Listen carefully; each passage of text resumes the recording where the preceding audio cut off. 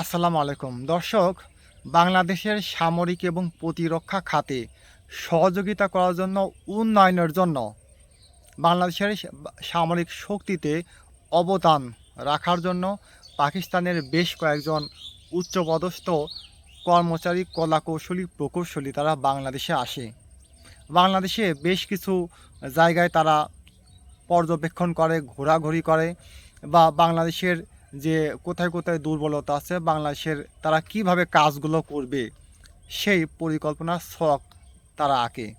এক কথায় বাংলাদেশকে তারা সামরিক এবং প্রতিরক্ষাভাবে এই দুইটা খাতে তারা বাংলাদেশকে সাহায্য করতে চায়। কিন্তু দুঃখের বিষয় হচ্ছে যে পাকিস্তান থেকে কারা কারা এসেছে, কেন এসেছে, কি কি করেছে, কোথায় কোথায় গেছে, তাদের পাসপোর্ট, ভিসা, নাম সব কিছু চলে গেছে ভারতের হাতে। বাংলাদেশ একটি স্বাধীন দেশ।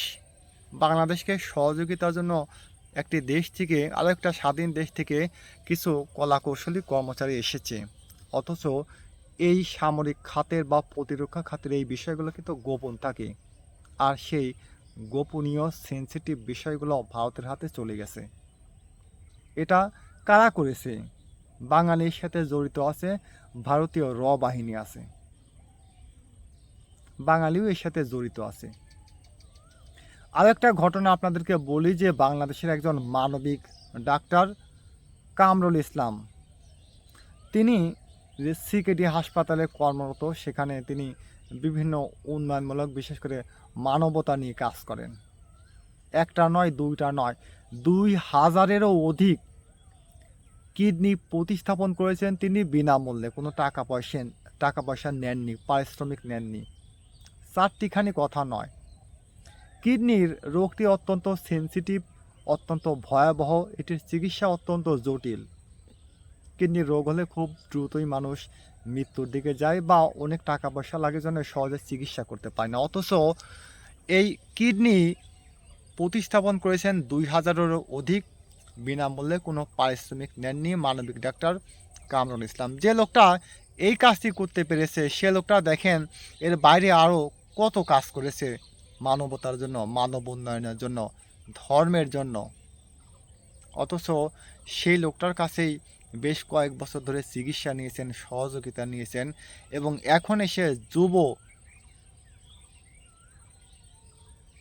এখন এসে একজন বিএনপির কর্মী, যুব দলের কর্মী হিসেবে নিজেকে পরিচয় দিচ্ছে, এবং সেই হাসপাতালে ঢুকেছে, স্টাফ, নার্স, কর্মচারীদের সাথে অসৎ আচরণ করেছে, এবং 1 নয়, 2 নয়, 5 লাখ টাকা চাঁদা দাবি করেছে। আর একটা ঘটনা আপনাদের বলি যে বাগেরহাটের হজরত খানজাহান আলী রহমতুল্লাহ আলাহির মাজারে একটা কুকুরকে কুমিরের মুখে অনেকটা তুলেই দেওয়া হয়েছে। বিভিন্ন মানুষ সেখানে রয়েছে, দর্শনার্থী রয়েছে, তারা সেলফি তুলছে, ছবি তুলছে, ভিডিও করছে, ভাইরালের নেশায় হাসি তামাশা করছে, উপভোগ করছে। অথচ সেই কুকুরটা মানুষের দিকে শেষ পর্যন্ত তাকিয়ে আছে, আসলে তারা আমাকে সাহায্য করবে কিনা। এই ঘটনাগুলো যদি আপনি দেখেন, পর্যবেক্ষণ করেন, কেমন লাগবে? বাঙালি জাতি হিসেবে বিশ্বের দরবারে আমরা কি বলে পরিচয় দেব, কি বলে গর্ব করব? বিশ্বের দরবারে গল্প শোনানোর মতো আমাদের কি আছে? আসলে আমরা কোথায় পৌঁছে যাচ্ছি, কোথায় যাচ্ছি? আমাদের নীতি, নৈতিকতা, মানবিকতা, মূল্যবোধ, ধর্মীয় মূল্যবোধ আমাদের কতটুকু আছে? আমি যদি কোনো একজন ধর্মীয় আলেমকে একটু অপবাদ দেই, আমি দেখব যে আমার কমেন্ট বক্সে হাজার হাজার লক্ষ লক্ষ গালি এসেছে।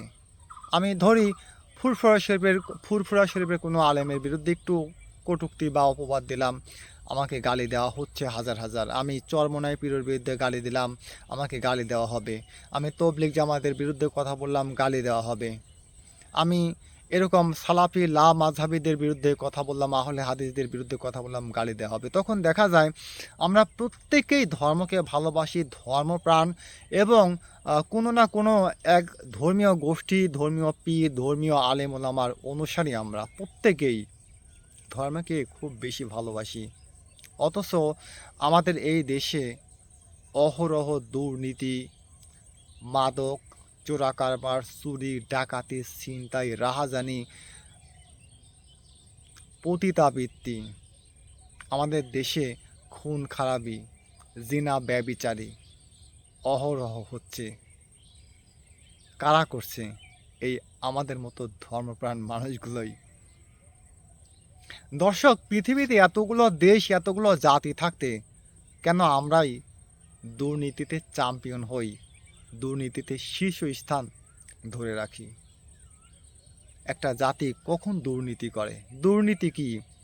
নীতির অপব্যবহার, নীতির খারাপ ব্যবহার, নীতিহীন কর্মকাণ্ড করা, নীতিহীন কাজ করা, বিবেকহীন নীতিহীন কাজ করা, বিবেকহীন নীতিহীন হয়ে পড়া। যার মধ্যে কোনো নীতি নেই, সে কি খারাপ কাজই না করতে পারে। তার কাছে যত খারাপ, যত যত ধর্মের কুকর্মকাণ্ডই সে করতে পারে, যার নীতি নেই। সে অপরাধকে অপরাধী মনে করে না, তার কিন্তু নীতি নেই। যার নীতি নেই সে চুরি করতে পারে, ডাকাতি করতে পারে, জিনা করতে পারে, ব্যভিচারী করতে পারে, ছিনতাই করতে পারে, খুন করতে পারে, স্বজনপ্রীতি করতে পারে, এবং যত ধরনের খারাপ কাজ, বেইনসাফ কাজ ওই নীতিহীন বিবেকহীন মানুষগুলা করতে পারে, এবং এর কারণেই কিন্তু সে দুর্নীতিগ্রস্ত, দুর্নীতিপ্রবণ হয়ে পড়ে। তো বাঙালি জাতি হিসেবে আমরা বিশ্বের দরবারে কি বলবো? এমনটা হয়ে গেছে যে আমাদের দেখায় যে আমরা প্রত্যেকেই ধর্মপ্রাণ, প্রত্যেকেই ধর্মকে ভালোবাসি, অথচ প্রত্যেকেই অন্যায় অবিচার লিপ্ত আছি। এমন একটা সময় এসেছে যে ধরুন আমার সামনে, যেমন ওই খানজাহান আলী রহমতুল্লাহ আলাহির যে মাজারের ঘটনা বললাম, যে আমাদের সামনে যদি কেউ খুন হয় তাহলে আমরা সেটা চেয়ে চেয়ে দেখি। আমাদের সামনে যদি কোনো বাড়িতে আগুন ধরে আমরা সেটা ভিডিও করি, সেলফি তুলি। আমাদের সামনে দুর্ঘটনা ঘটে, অ্যাক্সিডেন্ট হয়, আমরা সেখানে ভিডিও করি, সেলফি তুলি, ভাইরাল হই, অথবা চুরি করি, গহনা ছিনতাই করে নিই, টাকা পয়সা নেই, সাহায্য না করে। আমাদের সামনে কোনো খারাপ ঘটনা ঘটলে আমরা ভাইরাল হতে চাই, ভিডিও করে ভাইরাল হতে চাই, অথচ সহযোগিতা করি না। কি ঈমান আমাদের আছে, কি দেশপ্রেম আমাদের আছে, কি নীতি আমাদের আছে? বাঙালি জাতি আসলে কোথায় গিয়ে পৌঁছাবে সেটাই দেখার অপেক্ষায়। আল্লাহ হাফিজ।